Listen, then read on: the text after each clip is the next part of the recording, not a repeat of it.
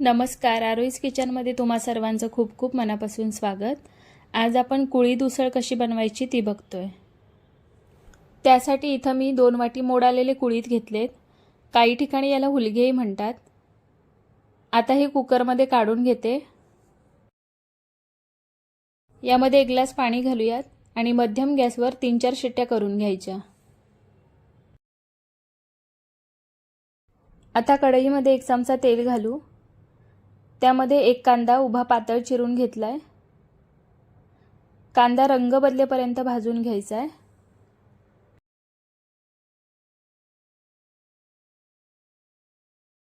कांदा ट्रान्सपरंट झालाय। आता यामध्ये अर्धी वाटी सुक्या खोबऱ्याचे काप घालूयात आणि भाजून घेऊ।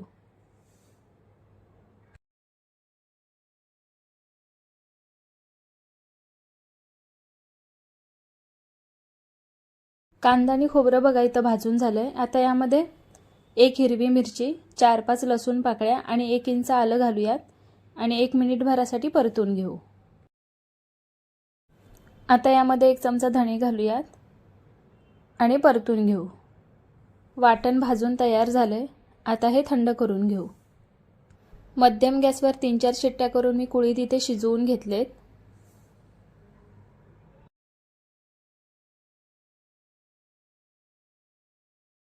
आता भाजून घेतलेलं वाटण मिक्सरच्या भांड्यात काढूयात आणि थोडंसं पाणी घालून मी हे वाटून घेणार आहे।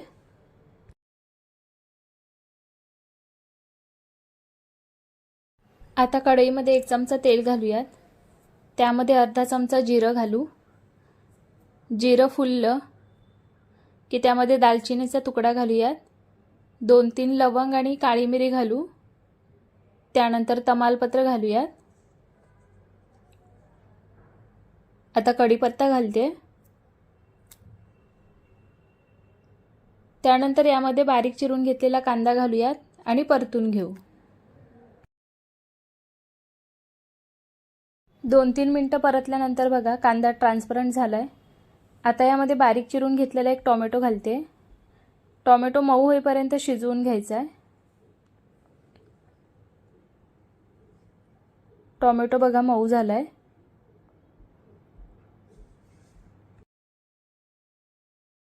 आता यामध्ये 1 चमचा आलं लसूण पेस्ट घालूयात आणि परतून घेऊ।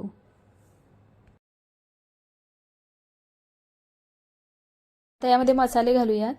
1 चमचा लाल तिखट, चवीपुरतं मीठ घालायचं, अर्धा चमचा हळद, अर्धा चमचा गरम मसाला घालू आणि एकजीव करून घेऊ। मसाले बघा एकजीव करून झाले। आता यामध्ये वाटून घेतलेलं वाटण घालायचं आणि मसाल्यांमध्ये एकजीव करून घेऊ।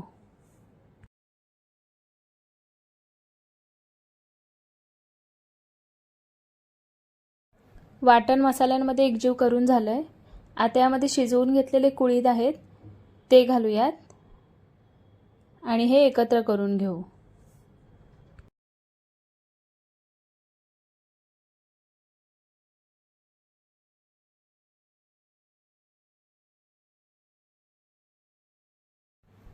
आता यावर झाकण ठेवूयात आणि 5-6 मिनिटांसाठी शिजवून घेऊ।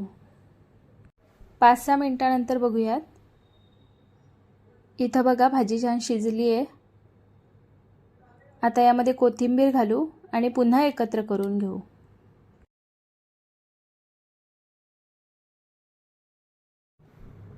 चमचमीत कुळथाची उसळ तयार झाली। ही भाजी भाकरीसोबत खूप छान लागते। तुम्ही सुद्धा ही रेसिपी नक्की ट्राय करा। कशी वाटली कमेंट करून नक्की सांगा। व्हिडिओ आवडला असेल तर व्हिडिओला लाईक करा, शेअर करा आणि चॅनलला सबस्क्राईब करायला विसरू नका।